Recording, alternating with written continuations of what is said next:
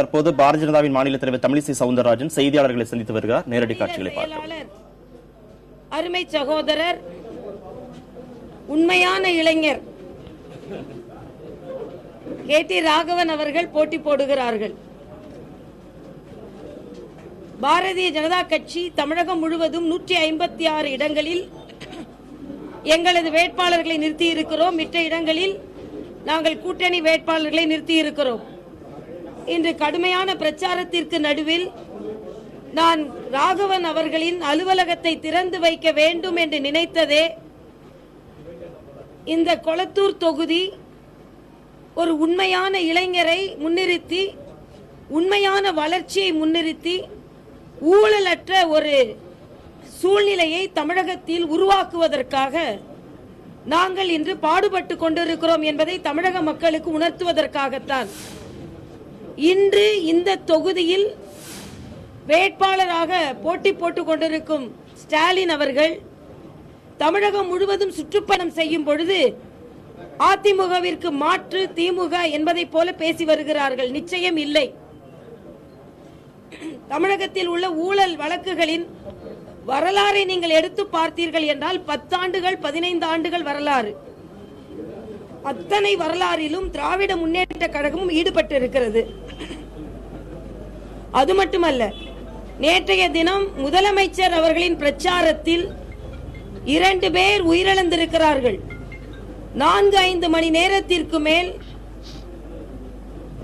ஆட்சியரின் எச்சரிக்கையை மீறி பல தொண்டர்கள், பொதுமக்கள் குவிக்கப்பட்டிருக்கிறார்கள். இது வன்மையாக கண்டிக்கத்தக்கது.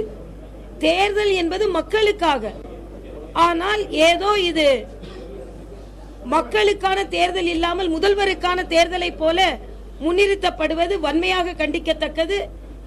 ஏன் நாங்கள் இதை சொல்கிறோம் என்றால், மக்கள் பாதுகாப்பாக இருக்க வேண்டும். மக்கள் பாதுகாப்பாக இல்லாத ஒரு அரசு தூக்கி எறியப்பட வேண்டிய அரசு.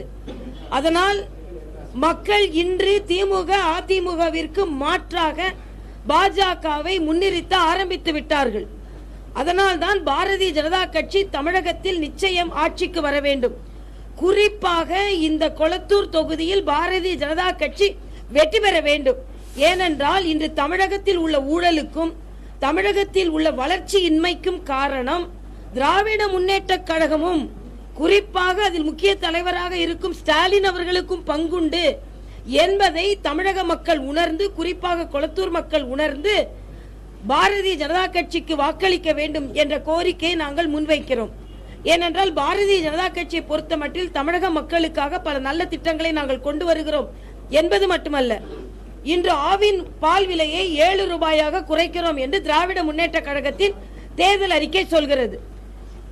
10 ரூபாய் உயர்த்தியதினால் தமிழக மக்களுக்கு அவர்கள் ஏற்பட்டிருக்கும் நஷ்டம் 2.5 கோடி ரூபாய்.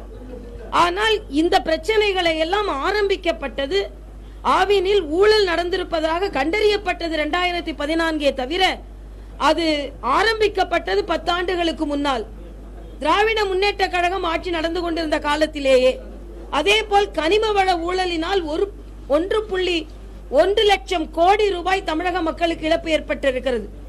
இதுவும் திராவிட முன்னேற்ற கழக ஆட்சியில் ஏற்பட்டதுதான். அதே போல மணல் கொள்ளையினால் 1,20,000 கோடி ரூபாய் தமிழக மக்களுக்கு நஷ்டம் ஏற்பட்டிருக்கிறது. இதுவும் திராவிட முன்னேற்ற கழக ஆட்சியின் போதுதான். அது மட்டுமல்ல, இந்த அதிர்ச்சியான தகவல்கள், தமிழகத்தில் ஒரு நாளைக்கு 2 குழந்தைகள் காணாமல் போகிறது என்ற ஒரு தகவல் மிக மிக அதிர்ச்சியான தகவல். ஆக எல்லாவற்றையும் வைத்து வியாபாரம், எல்லாவற்றையும் வைத்து ஊழல் என்ற நிலை இன்று தமிழகத்தில் நிலவுகிறது என்றால் அதற்கு காரணம் திமுக அதிமுக 2 கட்சிகளும் தான். அதனால் கொளத்தூர் மட்டுமல்ல, தமிழகத்தில் உள்ள அரசியல் சூழ்நிலை 2 கட்சிகளும் அப்புறப்படுத்தப்பட வேண்டிய நிலையில் இருக்கிறார்கள் என்பதுதான். அதனால் நிச்சயமாக கொளத்தூரில் ராகவன் அவர்களை வெற்றி பெற வைப்பதற்கும் தமிழகம் முழுவதும் உள்ள மற்ற எல்லா இடங்களிலும் பாரதிய ஜனதா கட்சி கூட்டணி வேட்பாளர்களை வெற்றி பெறச் செய்வதும் மக்களின் கடமை. ஏனென்றால் ரிசர்வ் பேங்க் கவர்னர் சொல்லி இருக்கிறார், தமிழகம் கேரளா உட்பட தேர்தல் நடக்கும் இடங்களில் 60,000 கோடிக்கு மேல் கணக்கிலாத பணம் புழங்குகிறது என்று சொல்லியிருக்க 60,000 கோடி ரூபாய். அப்படி என்றால் தேர்தலில் எந்த அளவிற்கு தமிழகத்தில் உட்பட பணப்புழக்கம் இருக்கிறது என்பதை நன்றாக தெரிந்து கொள்ளுங்கள். அதனால்தான் நிச்சயமாக தேர்தல் ஆணையம் ஒன்றை சொல்லி இருக்கிறது, வாக்காளர்களுக்கு பணம் கொடுக்க மாட்டோம் என்று விரும்பினால் உறுதிமொழி எடுத்துக் கொள்ளலாம் என்று சொல்லி இருக்கிறார்கள். இது விருப்பத்தின் அடிப்படையில் இல்ல, தமிழக சட்டத்திட்டத்திற்குள் இருக்கிறது. வாக்காளர்களுக்கு பணம் கொடுக்க மாட்டோம், கொடுத்தோம் என்று தெரிந்திருந்தால் எங்களது சட்டமன்ற உறுப்பினர் பதவியை எந்த நேரத்தில் வேண்டுமானாலும் பறித்துக் கொள்வதற்கு சட்டத்தில் இடம் இருக்கிறது என்ற வாக்குறுதியை கொடுப்பதற்காக தேர்தல் ஆணையம் ஏற்பாடு செய்ய வேண்டும். வேண்டுமென்றால் நாங்கள் கொடுத்துக் கொள்கிறோம் என்றால், வேண்டும் என்ற மக்களுக்கு வேண்டுமென்றாலா கொடுக்கிறார்கள்? வேண்டாம் என்றாலும் கொடுத்துவிட்டு வாக்குகளை கேட்பவர்கள். இந்த ஆணையை, இந்த உறுதிமொழியை அனைவரும் எடுத்துக்கொள்ள வேண்டும். இது தவறினால் அவர்களின் பாரதிய ஜனதாவின் மாநில தலைவர் தமிழிசை சவுந்தரராஜன் சென்னையில் செய்தியாளர்களை சந்தித்தார். அவர் பேசுகையில் தமிழகத்தில் ஊழலற்ற ஆட்சியை கொண்டு வருவதில் பாரதிய ஜனதா முனைப்போடு செயல்பட்டு வருவதாக குறிப்பிட்டுள்ளார். மேலும் திமுக, அதிமுக மீது அவர் பல்வேறு விமர்சனங்களை வைத்துள்ளார். குறிப்பாக திமுக, அதிமுகவிற்கு மாற்றாக மக்கள் பாரதிய ஜனதாவை முன்னிறுத்த தொடங்கிவிட்டார்கள் என்றும் குறிப்பிட்டுள்ளார்.